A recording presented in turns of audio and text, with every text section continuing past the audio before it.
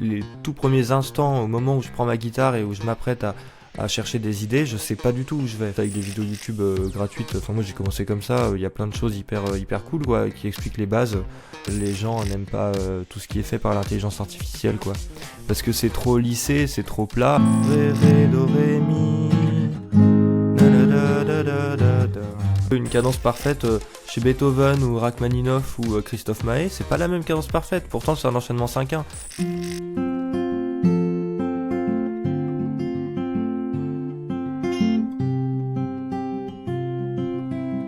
Bienvenue dans Improvise-toi, le podcast musical où je m'entretiens avec des invités inspirants qui apportent leur propre touche à la musique. Depuis 2020, Impromusique accompagne des musiciens de tout niveau vers le plaisir, la liberté et la spontanéité. Je suis Norton Sonner, fondateur de cette approche musicale différente et novatrice. Dans chaque épisode, les invités partagent leur histoire et leur point de vue pour t'inspirer avec du concret.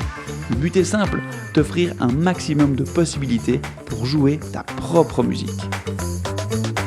Salut à toi et bienvenue dans ce nouvel épisode de podcast Improvise-toi. Aujourd'hui, je reçois un invité qui incarne la curiosité musicale et la passion de transmettre. J'ai nommé Nino Lavallée. Il est professeur de musique, il est compositeur, il est passionné de transmission, il est notamment diplômé en musicologie et il est suivi sur Instagram par plus de 20 000 abonnés pour ses contenus limpides et inspirants, que ce soit sur la musique et sur d'autres thématiques liées à la composition, en allant de Bach à Radiohead. Aujourd'hui, on va parler d'ailleurs de composition en conscience et surtout de comment sortir des fameux 4 accords magiques. Tu sais, ces 4 accords qui reviennent dans 80% des chansons actuelles, mais qui finissent par tourner en rond. Nino, hello, j'espère que tu es en pleine forme. Salut, ça va, ouais, nickel. Alors, tu es passionné de composition et d'analyse musicale. Est-ce que tu te rappelles du moment où tu as commencé à composer ? C'était quoi la toute première compo ? Alors j'ai commencé en troisième la guitare et j'ai commencé à composer directement directement en fait. Je crois que j'ai appris évidemment les premières chansons pour apprendre la guitare en même temps forcément, mais je crois que ce qui m'a tout de suite donné envie c'était de créer ma propre musique, mes propres chansons. Et alors je sais plus le nom de la musique ni vraiment. Je me souviens vite fait des accords, c'était en mineur, c'était quelque chose d'assez mélancolique. J'ai jamais trop changé ce truc-là, mais je l'ai jamais fini, je crois. Mais c'était pas top, non, c'est clair. Même au niveau des paroles, c'était en anglais. Sauf que je maîtrisais pas bien l'anglais non plus. Enfin bon, après voilà. Et donc je l'ai très vite abandonné, mais en tout cas c'était ma première tentative de composition. Ouais. Excellent. T'es hyper jeune, t'as quel âge ? J'ai 22 ans. 22 ans et t'as commencé la guitare en troisième. Moi, je suis en Suisse, donc c'est pas le même système des années. C'était à quel âge ? 14 ans, je crois, ouais, ça doit être ça. Excellent. Ok, donc pas dans les plus jeunes âges auxquels on peut commencer la musique. Ah, donc c'est intéressant. Et pour toi, est-ce que c'était avantageux ou au contraire une sorte d'inconvénient de commencer aussi tard, comme certains pourraient y penser ? Avec le recul, je dirais que c'est peut-être un inconvénient. Parce que quand on commence plus jeune, on peut mieux former son oreille, on peut forcément avoir une meilleure technique, prendre des cours au conservatoire plus tôt et tout. Moi, je suis pas allé au conservatoire, j'ai appris en autodidacte pendant 1 an. Je suis allé en école de musique pendant 2 ans à faire des cours de guitare d'une demi-heure, tu vois, par semaine. Ça m'a bien fait travailler le rythme, tu vois, d'être avec un bon métronome bien calé parce que je faisais que d'accélérer sans m'en rendre compte, je l'entendais pas, c'était un truc de fou. Et mon père il disait tout le temps, mais t'accélères et tout, je fais, mais non. Et en fait, donc ça m'a bien servi quand même. Mais sur le moment, je m'en rendais pas du tout compte parce que c'était un loisir que de base je faisais beaucoup de dessins, donc moi j'avais prévu de faire du dessin plus tard. Mais je regrette pas, enfin je suis très content je suis pas un virtuose, je fais pas des solos de fou. Je fais de la guitare d'accompagnement de chansons, mais j'ai un niveau suffisant qui me convient pour explorer un peu plein de choses. Tout ce que j'ai dans la tête, j'arrive à le faire après sur l'instrument, quoi, à peu près. Donc ça me va, quoi. C'est déjà pas mal et effectivement ça permet de bien se faire plaisir, en tout cas pour voir, pour te suivre sur Instagram et voir tes vidéos, tu te fais plaisir avec des très belles choses qui peuvent en inspirer plus d'un, hein. Je vous invite ceux qui nous écoutent à aller le suivre sur Instagram et tu partages vraiment plein de pépites à ce niveau-là. J'interromps quelques instants cet épisode pour te remercier personnellement pour ton soutien et ton écoute. Comme tu l'imagines, derrière ce podcast, il y a une équipe pour le produire, du temps et des moyens investis. Si tu veux nous rendre l'appareil, nous remercier, nous féliciter ou nous encourager, tu peux simplement mettre un like sur YouTube ou 5 étoiles et un avis sur la plateforme de podcast que tu utilises. Comme tu le sais, ça amène plus de visibilité, plus de notoriété et encore plus d'invités pour les prochains épisodes. Nous lisons tous les avis et ils comptent beaucoup pour nous. Je te remercie d'avance pour ton soutien. Allez, reprenons la suite de notre épisode. Bonne écoute. Et d'après toi, pourquoi est-ce qu'on tombe aussi facilement dans des suites de 4 accords qui se répètent en boucle? Voilà, pourquoi est-ce qu'on tombe là-dedans et quel est le piège en tant que compositeur? Je pense que les gens tombent là-dedans parce que c'est ça qu'ils connaissent. Peut-être que quand on apprend la guitare, on apprend des chansons faciles. Et les chansons faciles, c'est souvent les 4 accords magiques parce que c'est aussi des accords. Enfin, moi j'ai vraiment la guitare en tête, mais c'est pareil sur le piano. C'est des accords qui sont faciles à jouer. Dans des chansons qui en général sont avec des rythmes faciles, des mélodies faciles. Enfin, donc pour commencer, c'est une bonne porte d'entrée pour se faire plaisir, pour apprendre la musique, et il faut, c'est très bien. Quand on essaie de composer, par contre, je pense que si on connaît que ça, on va forcément se diriger vers ça, et on n'aura pas... si on n'a pas forcément les connaissances musicales ou le recul de se dire bah en fait moi j'ai envie de faire autre chose ou tiens bah ça je trouve ça un peu redondant, qu'est-ce que je peux faire. Euh, je pense que c'est vraiment un recul qu'il faut avoir, qui peut prendre du temps parce que avant de l'entendre, de se dire tiens j'utilise tout le temps les mêmes accords, en fait ça s'appelle les accords magiques et en effet on les utilise tout le temps, etc. Faut quand même avoir, je pense, déjà un petit peu d'expérience et avoir une oreille et avoir une vision quand même globale de la musique qu'on compose, qu'on écoute, qui nous entoure pour se rendre compte qu'il y a des ressemblances un peu partout et que on peut très bien se satisfaire là-dedans et vouloir utiliser que ça. Christophe Maé ou d'autres le font très bien, tu vois, mais après je pense que oui, en effet, si on a envie de composer un petit peu des choses peut-être plus intéressantes ou juste parce que en fait on en a marre d'utiliser ces accords-là, là va falloir peut-être aller chercher la théorie musicale dans tous les cas parce que sinon on fait des choses au hasard sans comprendre ce qu'on fait. Après on tombe dans plein d'obstacles, plein de choses qui sont maladroites, c'est compliqué après quoi. Est-ce que, d'après toi, le fait d'écouter différents styles, différents groupes, différents musiciens, ça suffit pour ouvrir un petit peu les portes, décloisonner et se cultiver, ou est-ce que ça demande d'autres choses? Toi, comment tu t'y es pris? Bah moi j'ai beaucoup écouté Muse quand j'ai commencé la guitare. J'écoutais d'ailleurs que ça en fait, j'étais vraiment gros fanatique. Et après j'ai découvert Radiohead et puis d'autres groupes de rock, tout ça, et de folk. Et je pense que oui, en effet, écouter de la musique qui elle-même est déjà un peu travaillée, ou en tout cas avec des choses intéressantes musicalement, forcément ça éduque l'oreille à d'autres choses.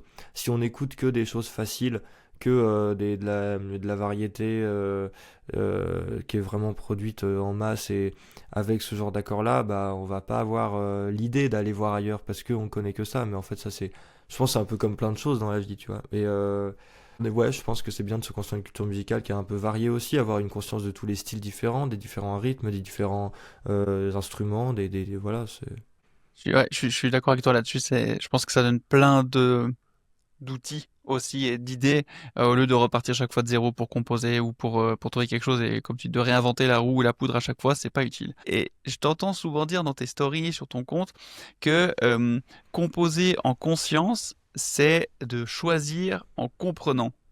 Est-ce que tu peux nous décrire un petit peu ce concept et ce que tu entends par là? Bah, composer en conscience,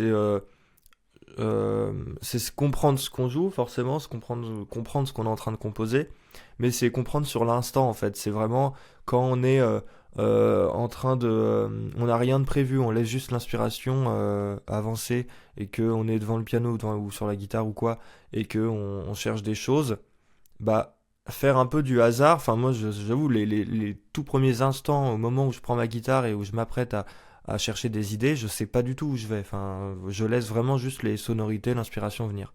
Mais ce que je suis en train de faire, enfin, je veux dire, je fais un accord do majeur, je sais que je fais un accord do majeur, je sais que du coup, éventuellement, je vais être en do et où est-ce que je peux aller, etc. Donc, même s'il y a de l'inspiration et de l'improvisation, en fait, mon cerveau, il décode en même temps. Et du coup, ça me laisse la possibilité de pas être frustré en me disant et d'analyser toutes les choses et d'être comme ça, psychorigide, à qu'est-ce que je suis en train de faire, etc. je me le dis pas vraiment, voilà, avec ce truc-là hyper sérieux.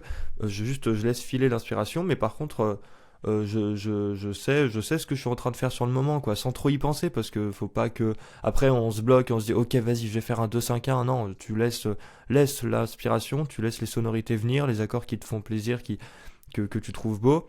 Et après, tu trouves un accord qui est beau. Enfin, des fois, je suis pas, voilà, je suis pas un guitariste virtuose, comme j'ai dit. Des fois, j'ai des formes d'accords, par exemple, ou même sur le piano, des trucs que je fais sans faire exprès. Et je dis, ah, putain, ça sonne bien. Mais sur le moment, vu que je l'ai fait sans faire exprès, je sais pas ce que j'ai fait, quoi. Et du coup, bah, vu que ça sonne bien, je vais m'arrêter un petit coup, je vais regarder ce que c'est, et ça va me dire, ah oui, je sais pas, j'ai emprunté un accord, une tonalité, machin. Et du coup, grâce à ça, je me dis, ok, j'ai envie de le garder, il sonne bien. Bah, du coup, vu que je l'ai analysé, où est-ce que je peux aller grâce à cet accord? Comment je peux l'amener peut-être encore mieux par rapport à ce que j'ai avant? Parce que je suis tombé dessus au hasard, mais peut-être qu'il y a un moyen encore mieux de l'amener ou de le faire sonner avec un autre renversement. Une fois on a analysé le truc, on peut le retourner dans tous les sens, on peut mettre. Voilà. Donc je pense que c'est vraiment ce truc-là, en fait, c'est de comprendre ce qu'on est en train de composer pour encore mieux composer, pour faire les bons choix, pour pas avoir des obstacles et retomber dans les mêmes accords, quoi. Pouvoir voyager un peu au fur et à mesure et en comprenant tout ce qu'on fait, même les erreurs, et se servir des bonnes choses comme des mauvaises, quoi. Parce que des fois, on peut faire un accord qui sonne presque bien, tu vois, il y a un truc qui nous plaît, mais on sent qu'il y a une note qui va pas ou quoi, bah comprendre quelle est cette note, pourquoi elle va pas, comment la remplacer, etc. Et c'est ce qui fait que en fait, on perd tellement moins de temps et c'est encore plus inspirant, en fait, parce que ça donne un million d'idées en plus, quoi, donc c'est génial. Excellent, merci beaucoup pour ce partage. Si t'es chaud, c'est l'heure de notre premier moment de jeu et interactif. Allez, Alors je te laisse prendre ta guitare que je vois qui trône derrière toi. Et c'est l'heure de l'improbable. L'improbable, la règle du jeu pour toi aujourd'hui qu'on a concocté avec l'équipe, c'est de devoir improviser quelque chose comme si tu allais composer quelque chose. Hein, comme tu as dit, apparemment, tu commences dans une sorte d'improvisation instinctive et après ça devient plus fixé pour composer. Et tu n'as pas le droit d'enchaîner deux accords de même nature. C'est-à-dire pas le droit d'enchaîner deux accords majeurs ou deux accords mineurs ou deux accords diminués. Tu es obligé de changer de nature d'accord à chaque fois pour cette composition, improvisation. ok, ça va être chaud. C'est l'improbable, il sort ce qui sort et c'est pas forcément parfait ou comme souhaité du premier coup, mais voilà. Ok, je mets un capot. Pareil, c'est un truc que j'utilise souvent parce que je sais pas, j'aime bien la sonorité de la guitare avec un capot. Je sais pas, je suis à l'aise, genre, je suis confortable et c'est ce qui m'inspire sur le moment, tu vois. Donc on parlait de ça et je le mets en capot 5. Pareil, je sais pas pourquoi je le mets en capot 5, tu vois. C'est le genre de truc, faut pas se poser de questions, quoi. Euh, Allez, je pars de quoi? Je pars d'un do majeur, hein, comme ça au moins ça parlera à tout le monde et puis là j'ai pas de plus d'idées que ça. Ok. Alors,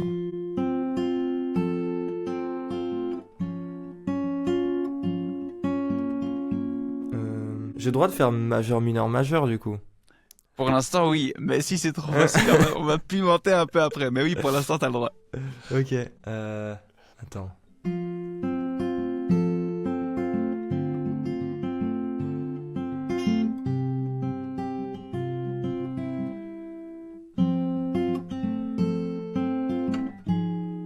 Non, c'est pas ça que je vais faire. Joli.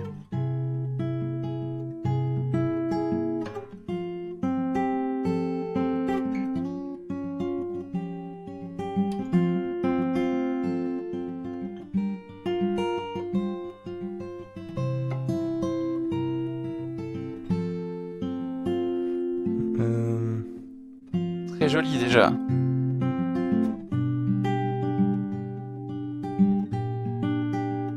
Ah,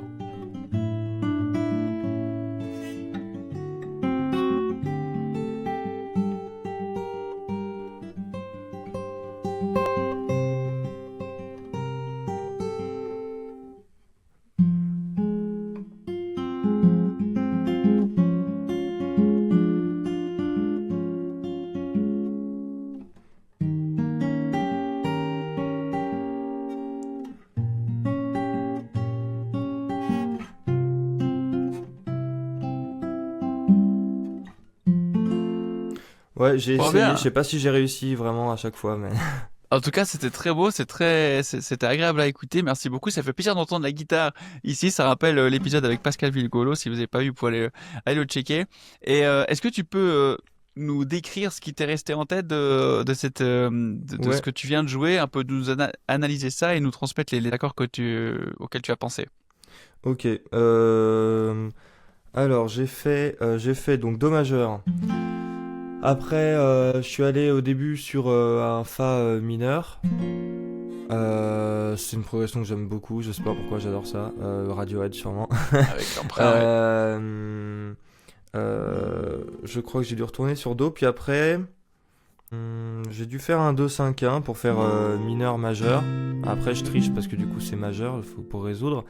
Euh, je crois qu'à un moment j'ai essayé de faire un deuxième degré diminué, donc emprunt au mineur, mais je sais pas si ça sonne bien, surtout que j'ai mes AirPods avec j'ai la réduction de bruit, du coup j'entendais pas vraiment ce que je faisais, mais À dans l'aveugle. l'idée, ouais c'est ça. Ça J'ai sonnait fait très bien. ça, ouais. Après Sol, un peu jazzy quoi, genre Ouais. 7 bémol 9. Et après, ouais ouais, ça peut le faire, c'est un peu curieux peut-être, mais.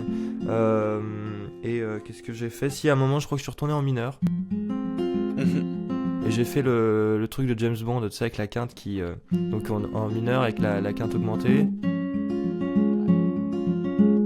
euh, qui va sur la sixte, qui redescend. Et puis je suis allé sur si bémol 7, puis Fa mineur 6. Et après, j'ai fait Sol sus 4. Et Ouais, je suis. Voilà, pour revenir en majeur.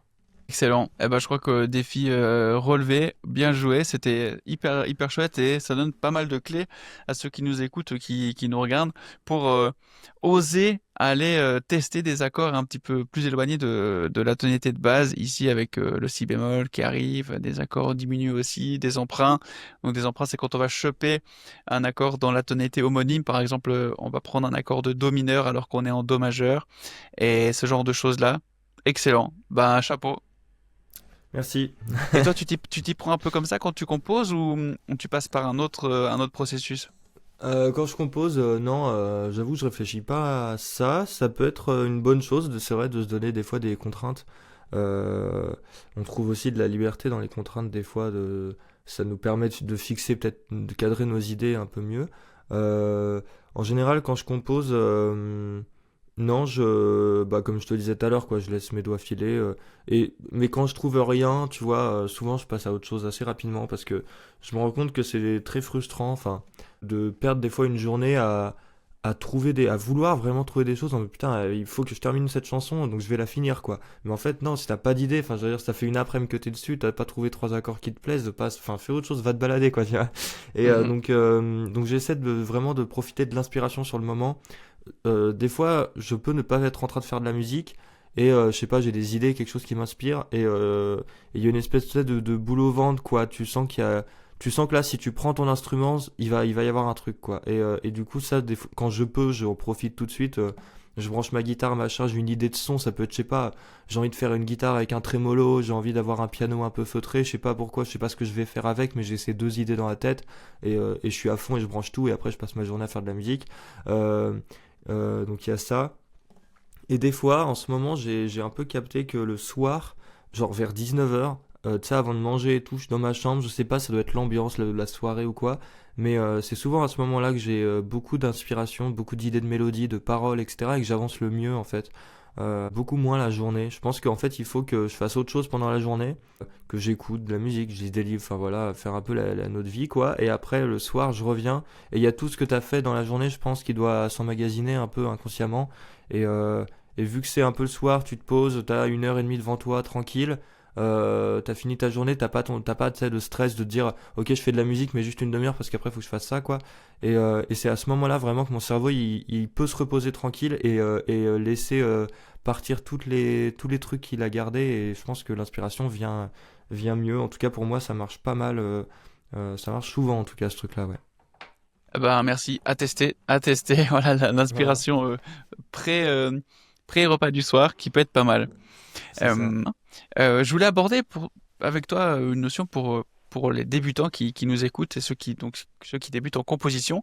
Comment est-ce qu'un débutant pourrait commencer à sortir de cette mécanique un petit peu automatique de tourner avec 3, 4 accords, 2, même 2, 3, 2, 3, 4 accords?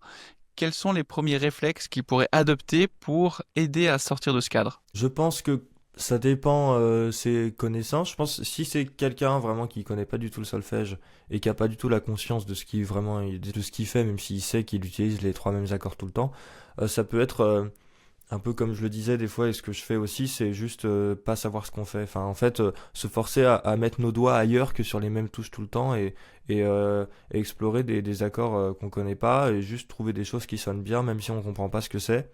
Ça sera déjà un bon début parce que ça peut donner des idées.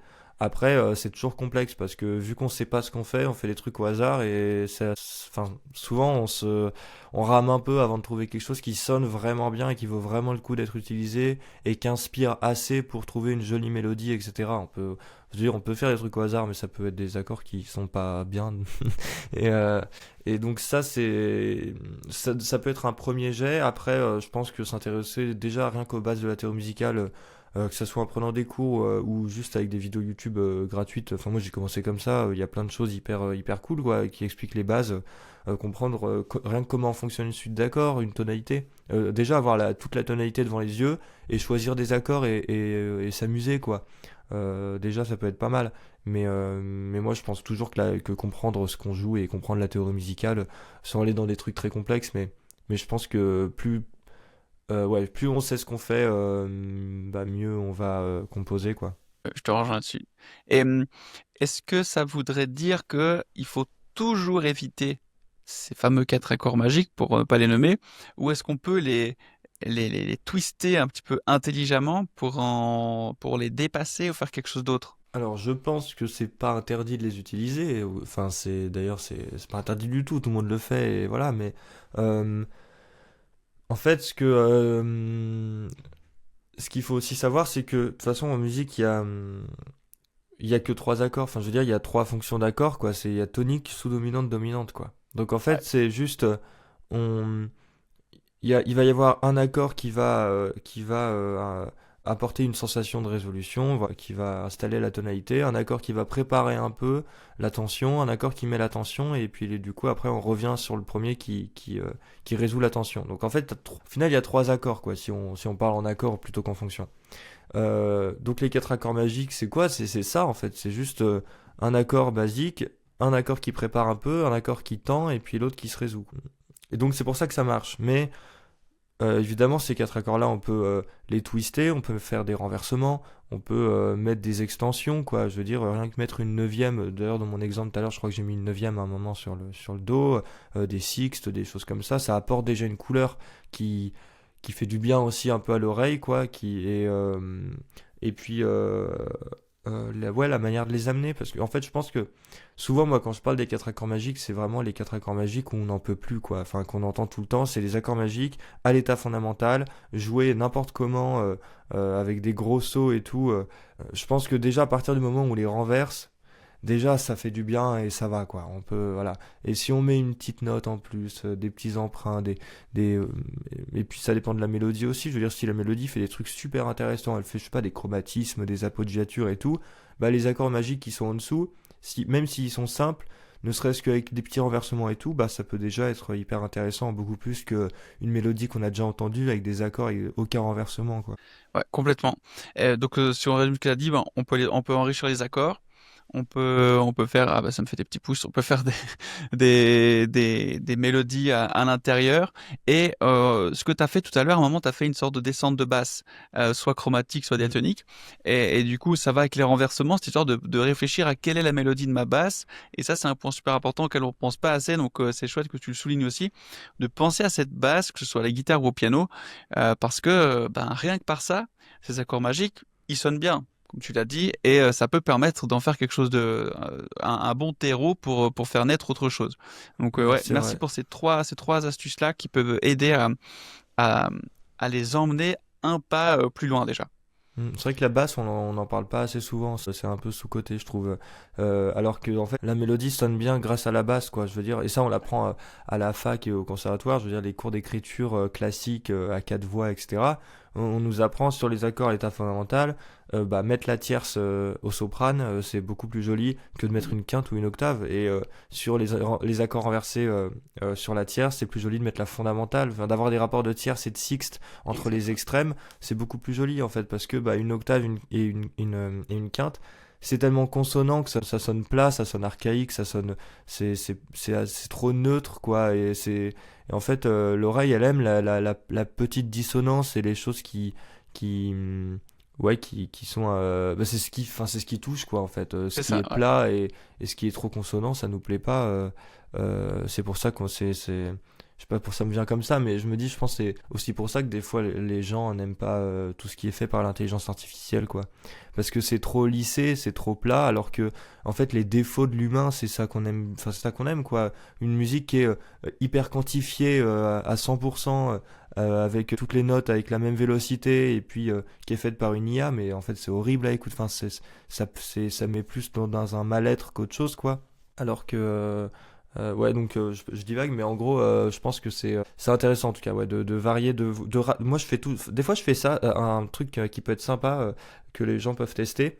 J'ai vraiment fait ça depuis 2 3 semaines, c'est de composer avec juste, bah, déjà parce que je suis mauvais pianiste, donc du coup je me chauffe pas trop, tu vois. Mais des fois, j'improvise en faisant juste une basse et une mélodie, et en faisant tout le temps, en veillant à juste faire des beaux rapports, tu vois, et à faire des mouvements contraires, à faire des mouvements obliques, et à faire des tierces, des sixtes, des petites dominantes secondaires, etc. Mais en me servant que du soprane et de la basse.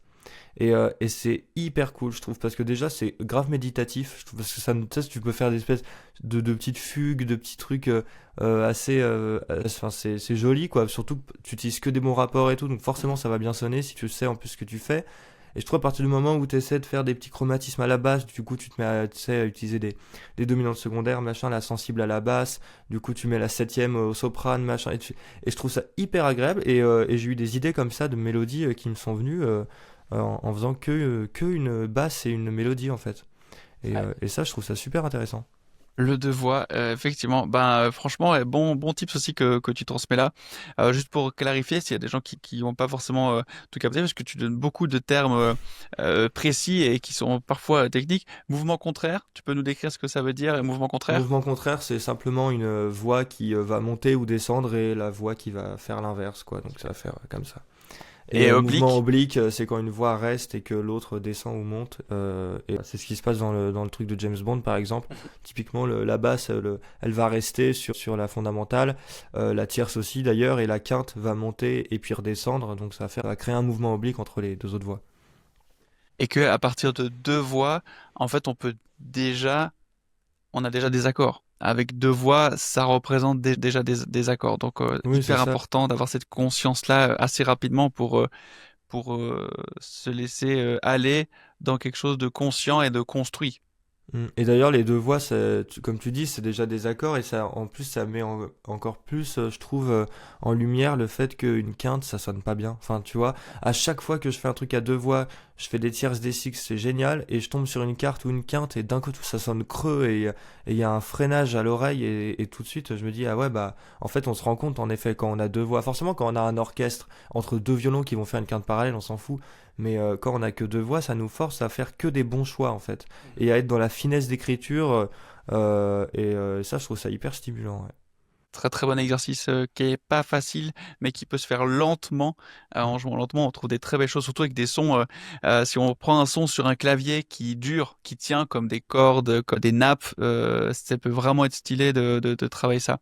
Et ouais, en fait, c'est vrai que les quintes et les octaves, ça fait vite un peu chant grégorien, quoi. Ça vite être très ancien et il faut le savoir. Ouais, bah c'est ce qu'ils utilisaient. Enfin, c'est que ça date de l'époque où les compositeurs avaient une vision de la musique qui était horizontale en fait, et qui c'était des mélodies qui se superposaient, et c'était pas des accords en fait. C'est vraiment au moment où il y a eu beaucoup plus de chanteurs dans les églises et tout ça qu'on a dû écrire la musique sous forme de système, avec toutes les partitions de chaque personne, les uns après les autres, à noter les rythmes, etc., pour que tout le monde puisse chanter en même temps, sinon c'était le bordel. Que après les compositeurs se sont dit, ah tiens, là il y a des trucs qui se passent en fait harmoniquement, il y a des choses qui reviennent, il y a des tensions, il y a des résolutions, et on a créé après toutes les règles du système tonal avec ça. Et en effet, c'est pour ça, ouais, les cartes et les trucs comme ça, ça sonne très moyenâgeux, quoi. Exactement. Et alors, t'es fan de Radiohead, et de Muse aussi, mais qu'est-ce que tu trouves dans ce groupe-là de Radiohead dont tu parles souvent sur ton compte? Qu'est-ce que tu trouves d'inspirant sur le plan harmonique ou sur le plan structurel? Alors moi, je pense, ce qui me fascine le plus, c'est que c'est un groupe hyper populaire, qui est très facile d'écoute, la plupart, parce que des fois, il y a des choses où même moi, je me dis, bon, ok, c'est bien, hein, mais voilà, les trucs très répétitifs, électroniques et tout, c'est quand même moins mon délire. J'aime bien les mélodies, j'aime bien ce qui est quand même facile d'écoute, mais qui est intéressant. Et Radiohead, c'est pile ça, en fait. C'est en écoutant comme ça, quand on connaît pas, on se dit, oh, on aime bien, machin. Mais en fait, quand on va se pencher dessus, et moi, ce que je trouve curieux, c'est que à l'écoute comme ça, je vais pas forcément entendre tout le temps qu'il y a des choses un peu spéciales. Alors que pourtant, ça m'arrive enfin, j'ai quand même relativement une bonne oreille, et quand j'écoute des choses et qu'il y a un accord qui m'intrigue, je l'entends. Je veux dire, on entend qu'il y a, tiens, il se passe quelque chose, ça c'est stylé, quoi. Mais Radiohead, ça me le fait moins, mais parce que je crois que c'est tellement bien amené, tellement euh, dans les choix, quoi, on disait, on parlait de renversement, mais dans les choix de timbre, d'orchestration, c'est tellement fluide, et je trouve ça incroyable. Et en fait, c'est pour ça, je peux entendre, mais ça va moins me choquer, parce que tout découle en une fois. Juste, on écoute la musique, on prend du plaisir, et ça va plus être au moment où je vais regarder la partition, où je vais regarder les accords sur internet et tout pour faire une cover ou quoi, ou juste pour analyser, que je vais me rendre compte de tout ce qui se passe, enfin, franchement, en quatre mesures des fois, mais il se passe des dingueries, que ça soit dans la mélodie, dans l'harmonie, et franchement dans la recherche de timbre et tout. Ils ont vraiment une conscience de ce qu'ils écrivent, et c'est assez impressionnant en fait. Typiquement, j'étais en train de, je peux reprendre ma guitare en plus. Avec J'étais en plaisir. train de regarder la partition de Just dans The Bends. Donc je sais pas si tu vois laquelle c'est. Et Si euh, tu joues le début, peut-être je vois. ouais, bah rien que le riff. Déjà le riff, j'en ai fait deux vidéos, je crois, sur ma chaîne, qui fait ça. Ouais. Et alors ça, Yes. c'est incroyable déjà, parce que on s'en rend même pas compte, parce que ça sonne un peu à la Nirvana. Voilà, c'est clairement le rythme de Smell Like Teen Spirit et tout ça. Mais ça utilise la gamme par ton, quoi. Enfin, ton, non, pardon, ton, demi-ton, ton, la gamme Ouais. de diminué là. Voilà. Et là, donc, octatonique, donc il y a 8 sons dans la gamme. Donc, déjà, ça, bon, on se dit, ok, il y a pas, enfin, je veux dire, personne fait ça dans les groupes de rock très populaires, où tout le monde, enfin, voilà. Et en fait, on l'entend pas sur le moment. Enfin, je trouve que ça pète pas aux oreilles, quoi. On se dit pas, wow, elle est bizarre cette gamme. Non, en fait, parce que les accords, c'est que des accords majeurs. Mhm. Euh, Do, Mi bémol, Ré, Fa. Et je pense que le fait d'utiliser les accords majeurs en triade, voilà, vraiment avec des positions rock, etc. C'est pareil, c'est les choix, tous les choix qu'on fait, des positions, des renversements, etc. Bah, en fait, ça rend le truc beaucoup plus facile, beaucoup plus fluide, parce que c'est des choses que les gens connaissent inconsciemment. Ces positions de guitare, on les entend dans le rock depuis longtemps. Euh, et donc, voilà, ils allient en fait les choses qu'on connaît, des choses faciles d'écoute, mais eux, par contre, ils s'éclatent à faire des trucs complètement fous.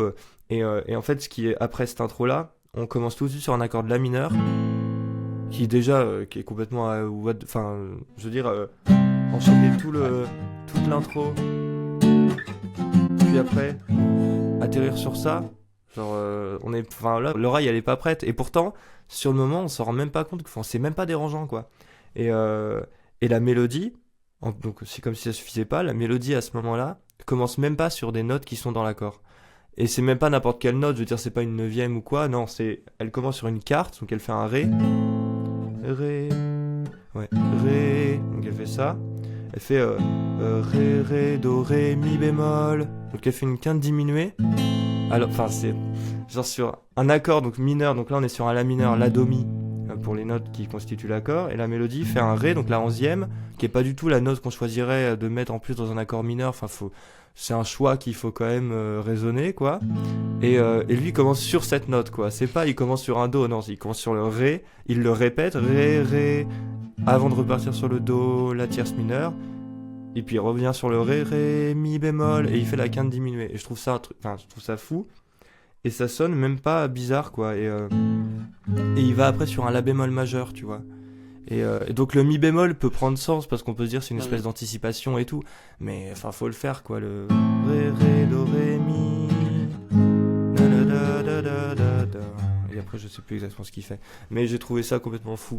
Il y a trop de choses, en fait. Juste, la chanson a pas à peine commencé, quoi. C'est vrai que c'est ouf. Sur aussi peu de temps, tout ce qu'il y a déjà à dire et à aller chercher, ouais, ouais, ouais. C'est assez inspirant, c'est incroyablement inspirant et intéressant d'aller creuser ça et se dire, ah ouais, en fait, eux, ils ont fait ça, on peut y aller, nous, à notre avec nos compos et tout, on peut Ouais, oser, quoi. ouais, c'est ça.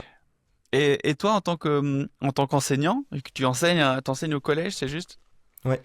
La musique, quelle est l'erreur la plus fréquente que tu vois chez des jeunes qui veulent se mettre à la composition, sur ton compte aussi, hein, je pense que tu as beaucoup de gens qui composent, et qui veulent créer leur premier morceau. Alors, dans mes collégiens, j'avoue que j'ai pas l'occasion d'écouter. Je sais même pas s'il y en a vraiment qui composent. Je pense qu'à cet âge-là, on cache un peu les choses qu'on fait. Euh, non, j'ai jamais vraiment entendu ce que mes élèves font. Par contre, j'ai de temps en temps, rarement, des abonnés qui m'envoient des choses auxquelles des fois je réponds, souvent d'ailleurs, parce que j'aime bien aider quand même. Des fois je réponds pas, soit parce que j'ai pas le temps ou que souvent que j'oublie. Genre je vois le message, je me dis ok, je suis en train de sortir du collège et tout, là je peux pas, tu vois, mais après bah oups. Mais et des fois c'est compliqué parce qu'en fait c'est souvent vraiment des débutants et il y a tellement un million d'idées. Moi, j'ai plein de trucs qui me viennent en fait, mais c'est souvent des défauts forcément parce que c'est quand on débute, mais c'est pas grave. Mais je veux dire, il y a plein de choses à améliorer quoi. Et moi, j'ai envie de dire tout ce qui est amélioré, etc. Mais après, j'ai envie de, enfin, le truc, faudrait que je fasse un cours de 3 heures avec lui. Il faudrait que je lui raconte. Voilà. Mais j'ai l'impression, la plupart du temps, que ça va dans tous les sens quoi. Enfin. En fait, il n'y a pas d'idée précise. Soit il sait pas forcément où il veut aller, il veut faire une musique de film avec des cordes, mais bah, tu vois, on parlait des quintes parallèles, bah là c'est bourré de quintes parallèles. La mélodie est pas forcément hyper intéressante, le rythme se répète trop, ou les accords s'enchaînent un peu mal. Ça peut être des choses comme ça. J'ai eu un abonné qui m'a envoyé quelque chose, c'était avec du saxophone, je crois. Un solo de saxophone en midi qui s'enchaînait tout du long pendant 3 minutes sans respirer. Je me dis, mais mec, ton saxophoniste là, il va mourir en fait. Donc, genre, tu sais, c'est ça aussi, c'est qu'il n'y a pas le sens peut-être de la mélodie, de la pause aussi, de se dire en fait, même si on compose en midi, je pense que c'est intéressant d'avoir tout le temps une vision de déjà quel instrument on utilise, c'est quoi sa tessiture aussi, parce que se dire quelle est la note vraiment la plus grave, parce que des fois en midi on peut aller jusque, tu vois, dans le très très grave, alors qu'en vrai l'instrument est pas du tout capable de le faire. Donc avoir cette conscience-là de la tessiture et des pauses aussi pour que ça sonne réaliste. Mais en fait, il y a plein de choses, franchement, c'est jamais une erreur, quoi. En fait, je pense, tout le temps la même, c'est manque Cohérence, ouais. d'expérience et manque de cohérence et de connaissance de solfège et musical global, quoi, de la facture de l'instrument, quoi. Enfin, franchement, rien que connaître les tessitures des instruments qu'on a envie d'utiliser, c'est déjà bien, en fait. Ça nous permet de se dire, ok, je veux utiliser un hautbois, bah très bien, j'assume, mais par contre, vois ce que tu peux faire, quels sont les sons que j'aime bien dans le hautbois, est-ce qu'il n'y a pas en fait mieux. Ouais, c'est ça la prise de conscience. Vraiment, qu'est-ce qu'on a envie de faire, qu'est-ce qu'on a envie de faire ressortir. Et après, la connaissance musicale pour le faire au mieux, quoi.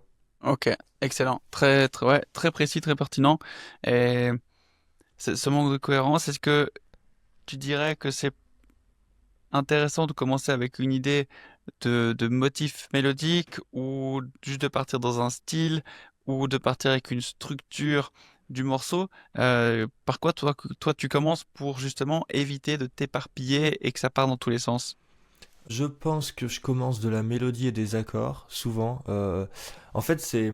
Ouais, ça dépend, mais la plupart du temps, c'est ça. J'ai rarement une idée de structure sans avoir une idée de la chanson, quoi. Enfin, voilà. La structure, souvent, c'est ce qui vient à la fin. C'est peut-être d'ailleurs là où j'ai un peu le point faible de me dire, je suis encore très dans ce truc de couplet-refrain et je vais pas oser forcément faire un solo instrumental de 2 minutes ou faire trois ponts différents ou des choses comme ça que Radiohead se prive pas de faire, par exemple. Mais parce que je fais aussi de la chanson française et j'ai envie de faire le truc un petit peu complexe, enfin en tout cas intéressant, mais pas non plus trop éloigné de ce qu'on peut écouter, de ce qui est facile quand même d'écoute. Euh, et souvent je vais avoir peut-être des fois tu sais, des idées de thèmes et des images en fait, je sais pas, comme une image d'un clip par exemple, ou une scène de film ou quoi, en tout cas qui irait bien avec la chanson que j'ai en tête. Donc je vais avoir un thème, des images. Et souvent, tout ça ensemble va me donner des idées d'arrangement, tu vois, des idées d'instruments. Je me dis, bah tiens, je sais pas, moi j'ai l'image d'un gars qui court dans la neige tout seul, c'est la fin de l'hiver, etc. Et bah je vais avoir une image d'une guitare avec un timbre un peu chaud, et je sais pas pourquoi ça va me faire ressortir cette image-là, tu vois. Et puis, donc je vais avoir des instruments, et donc tout ça ensemble va peut-être me donner des idées déjà d'accords, de tonalité, quoi. Est-ce que j'ai envie que ça soit mineur, majeur, est-ce que j'ai envie que ça soit très complexe au niveau harmonique?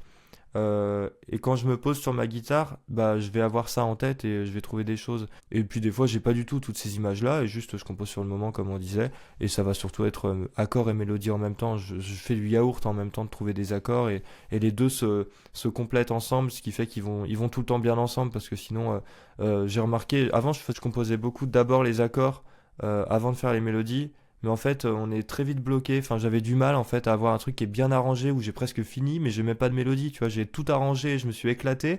Et en fait, je me rends compte que quand j'essaie de trouver une mélodie, bah, je passe un an avant de trouver une mélodie qui me plaît, quoi, parce que je n'arrive pas et je me suis bloqué. Du coup, maintenant, je fais les deux en même temps, comme ça au moins.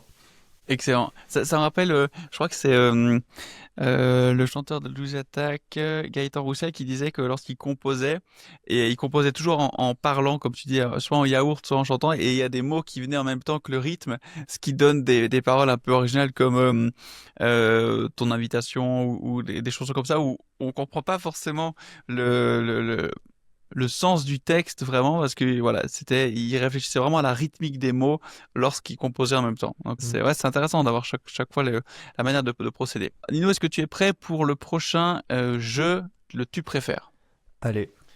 Alors, bah, tu vas juste répondre à quelques questions. Est-ce que tu préfères composer un morceau incroyable mais que personne ne le comprenne? Ou est-ce que tu préfères composer un tube planétaire que tu trouves musicalement pauvre?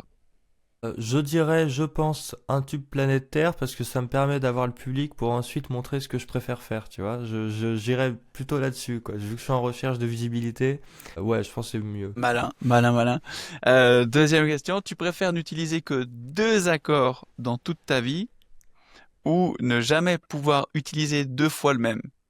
Ah, ça c'est un peu, ça c'est compliqué, hein. Franchement, jamais utiliser deux fois le même, je pense, parce que sinon je me lasserais trop vite. Troisième, tu préfères écrire une chanson entière sans instrument ou composer sans jamais pouvoir l'entendre?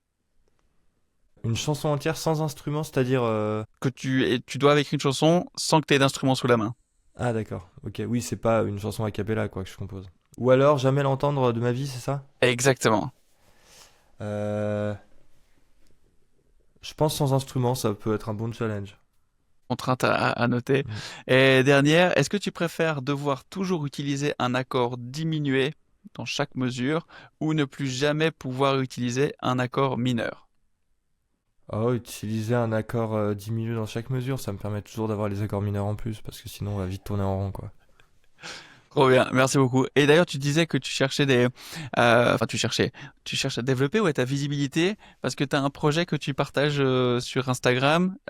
Tu peux nous en dire deux mots là sur ton objectif? Voilà, j'ai eu l'idée de prendre un an pour faire l'Olympia, alors que j'ai pour l'instant sorti qu'une seule chanson dont j'ai jamais fait la pub parce que il y a plein de choses à revoir, qu'elle me plaît plus tant que ça, etc. Donc voilà.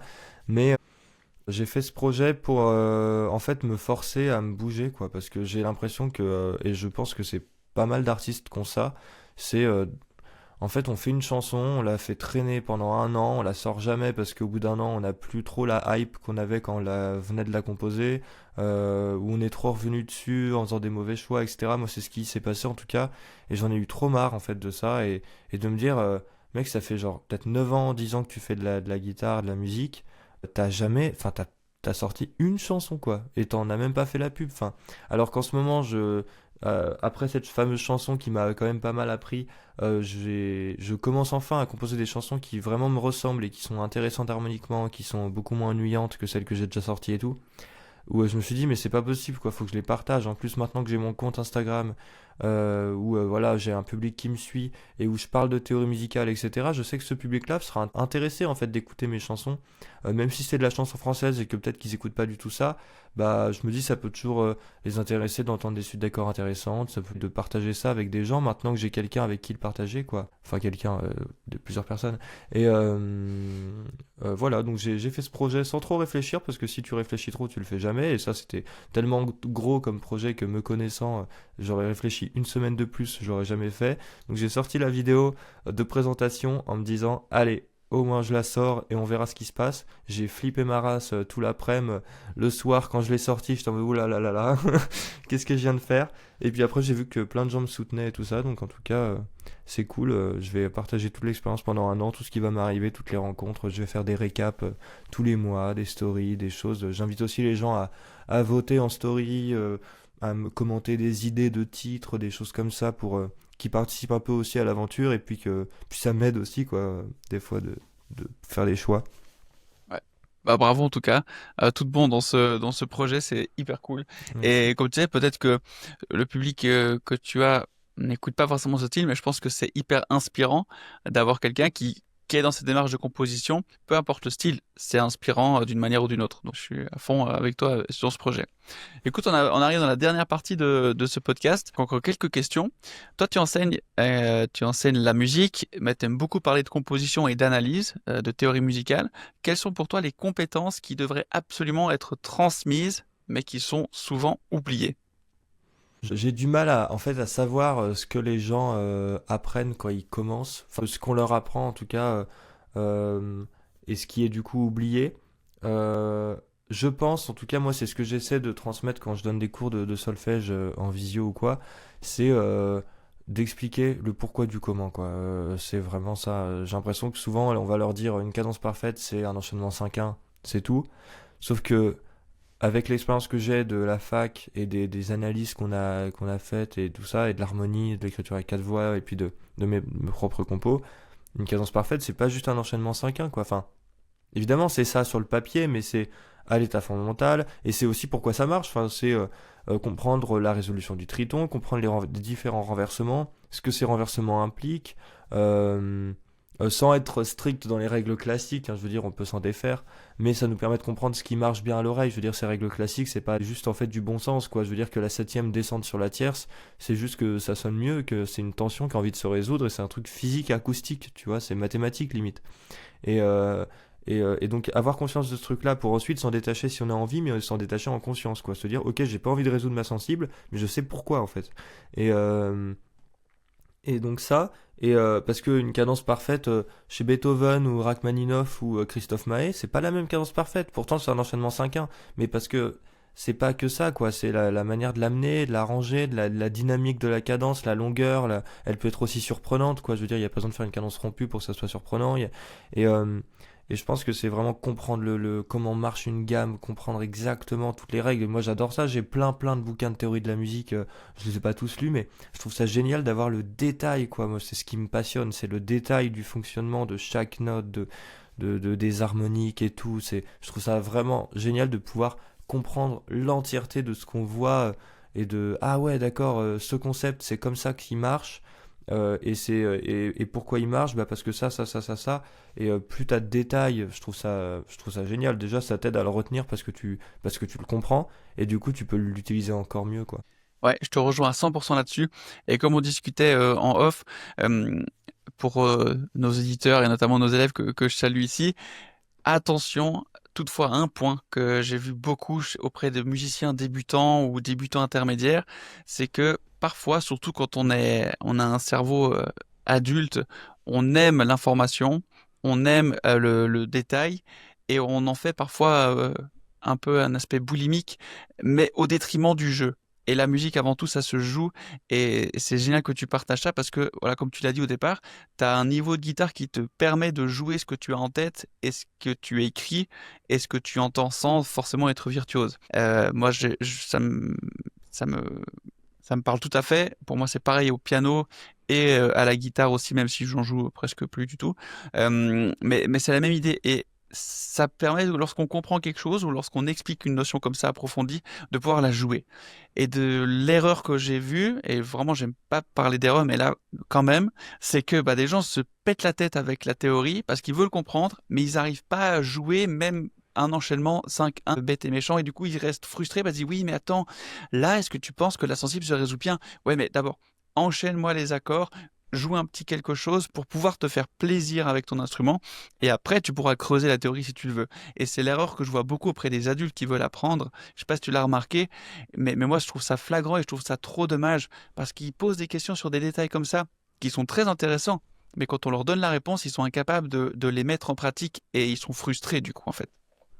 Ouais, c'est ça, c'est complètement ça. C'est souvent les guitaristes aussi, j'ai l'impression qu'ils sont un peu obsédés par les modes. Mais en fait, comprendre les modes et savoir les utiliser, etc.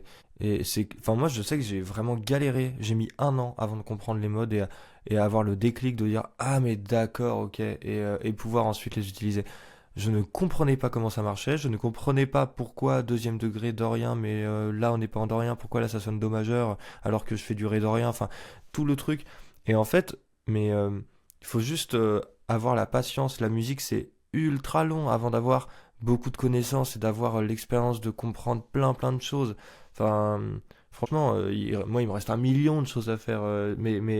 Il m'a fallu quand même 3 ans de fac pour avoir une vision assez globale pour comprendre quand même pas mal de choses. Tu vois, j'ai un élève, je crois, il a eu presque 40 ans qui, euh, qui prend des cours de piano jazz en école de musique et il prend des cours de solfège avec moi.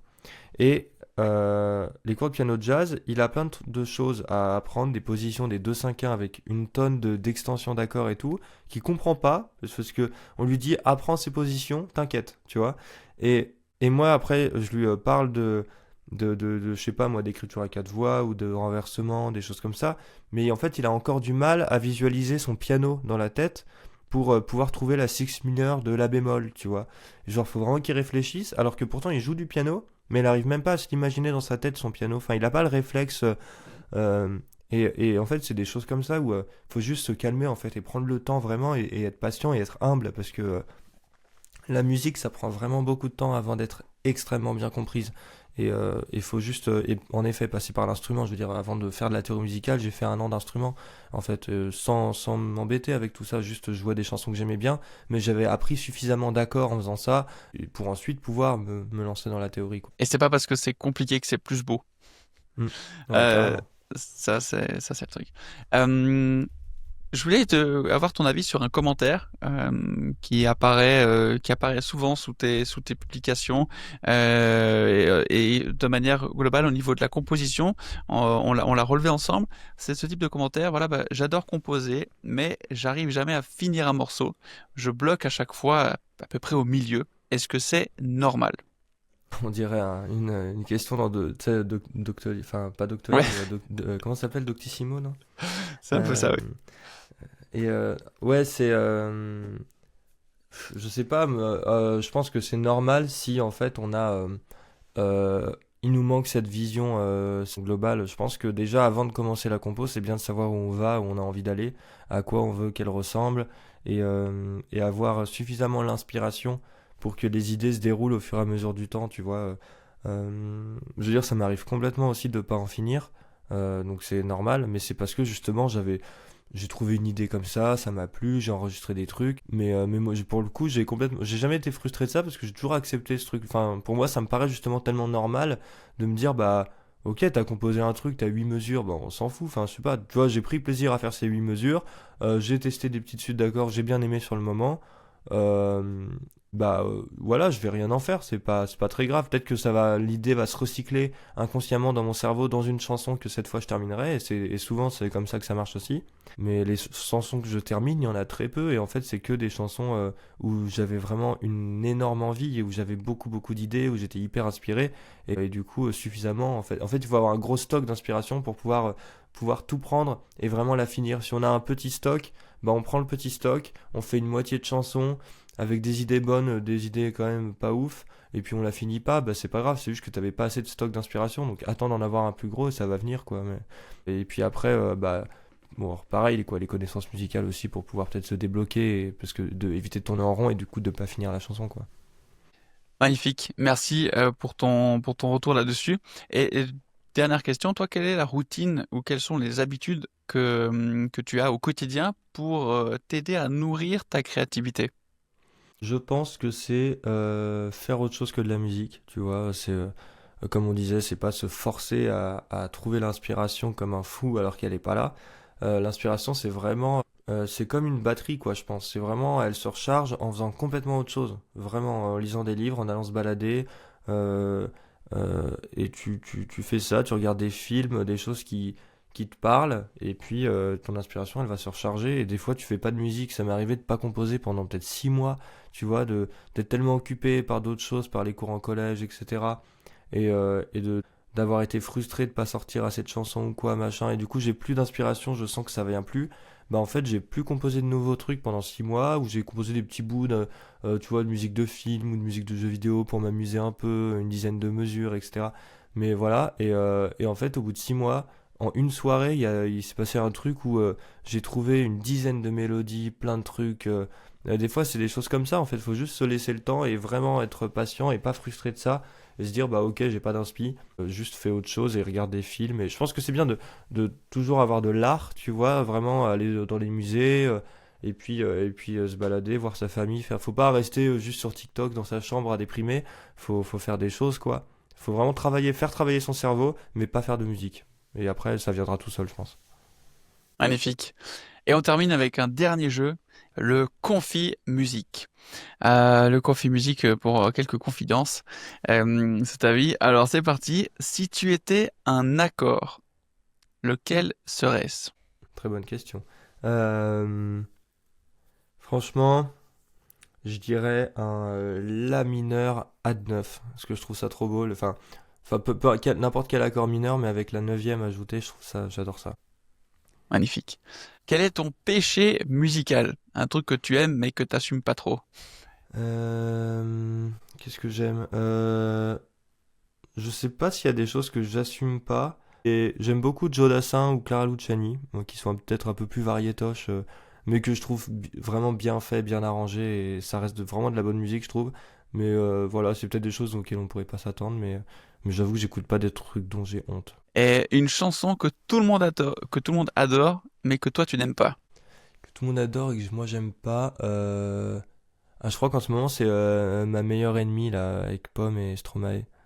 Que j'entends partout, c'est juste que c'est Pomme et Stromae quoi. Mais je veux dire, enfin je sais pas, moi elle me touche pas, mais après en fait quoi que c'est pas la pire, il y a ça qui me vient, mais en fait je dirais tout le top 50 quoi. Enfin globalement c'est un peu je trouve ça pas hyper intéressant, c'est pas du tout ce que j'écoute, les trucs surproduits à la chaîne pour faire de l'argent. Et enfin ouais, je comprends que les gens aiment, mais parce que c'est en fait le public a le goût de ce qu'on leur propose quoi. Donc voilà. Et y a-t-il un morceau peu connu que tu trouves génial et que tout le monde devrait écouter? Hmm. Va falloir que j'aille sur mon Spotify rapidement. Alors justement, si les gens ça les intéresse, j'ai mis dans ma bio ma playlist Spotify où j'ai rassemblé toutes. Elle s'appelle Les Prefs, genre toutes mes chansons préférées, mais au final c'est même pas mes chansons préférées parce que, enfin, j'ai pas 338 chansons préférées, c'est juste les chansons que j'aime bien quoi. Et dès qu'il y a une chanson que j'aime bien, je la mets là-dedans. J'aime beaucoup Albin de la Simone, qui est un des rares du coup chanteurs français que j'écoute. Parce qu'à part Pomme et Albin de la Simone, en français, j'écoute personne. Euh, donc ça, si je peux faire du cover artist aux gens, c'est bien. Et une chanson que j'aime bien chez lui, c'est par exemple À midi on m'a dit, qui est une chanson assez assez joyeuse, enlevée, etc., avec des paroles assez marrantes. Et le refrain module, il y a une super belle mélodie, il y a du thérémine, de la harpe. Globalement, franchement, ces albums, ils sont vraiment à découvrir parce que il y a des choses qui sont ultra intéressantes harmoniquement. Dans l'écriture, franchement, les paroles sont super bien écrites. C'est vraiment. J'adore vraiment tout ce qu'il fait. C'est génial, la production, le choix des sons et tout. Trop bien. Bah, merci pour le partage. On va aller écouter ça avec attention. Et dernière question, le compositeur ou l'artiste avec qui tu rêverais de passer une journée? Oh, bah, je dirais Tom York, hein, comme ça. Je pense que, voilà, c'est globalement, personne n'est trop Tom York ou Alban de la Simone, j'avoue, parce que il y aurait pas la frontière de la langue, et vu qu'on fait un peu le même style de chanson, peut-être que ça me servirait aussi de savoir comment lui compose et tout. Donc, j'avoue, pour une journée, peut-être Alban de la Simone, pour un concert Tom York, en concert intimiste et tout. Voilà, je dirais ça. Magnifique. Eh ben, merci beaucoup Nino pour ta générosité, de tout ce que tu as partagé, ta clarté, toutes les idées inspirantes sur la composition. Pour ceux qui veulent te suivre, où est-ce qu'on te retrouve? Et ben, YouTube, j'ai commencé les YouTube Shorts récemment. Trop bien. C'est un peu marrant. Voilà, j'ai atteint mes premières 10 000 vues. Attention, il faut fêter ça. Waouh. Non, mais voilà, Bravo. c'est rigolo. Mais sinon, surtout sur Instagram, ouais. C'est parce que YouTube Shorts, voilà, je mets des choses comme ça, mais je mets la même chose que sur Instagram. Ok, Instagram Nino Lavallée, c'est ça? Voilà, c'est ça. On mettra tous les liens en description. Allez voir son compte, franchement, c'est rempli de pépites au niveau de la théorie musicale, des découvertes et surtout, ce que j'adore, c'est sur des styles comme Radiohead, tout ce genre de groupe-là, dont très peu de monde parle et décrypte la musique. Et ça, franchement, c'est un style que j'aime beaucoup aussi, donc ça m'a parlé et je suis heureux d'avoir pu faire cet épisode avec toi. Merci beaucoup. Si vous avez aimé cet épisode, pensez à laisser un petit commentaire, à le partager et puis surtout à oser composer en sortant des quatre accords magiques avec vous. Merci infiniment Nino pour ce moment et Bah, puis merci à à toi, plus. c'était très cool. J'espère que j'ai pas trop parlé, mais Je pense que c'était tu parfait. couperas si jamais il faut, parce que des fois je. Exactement. À plus, merci. À plus, salut.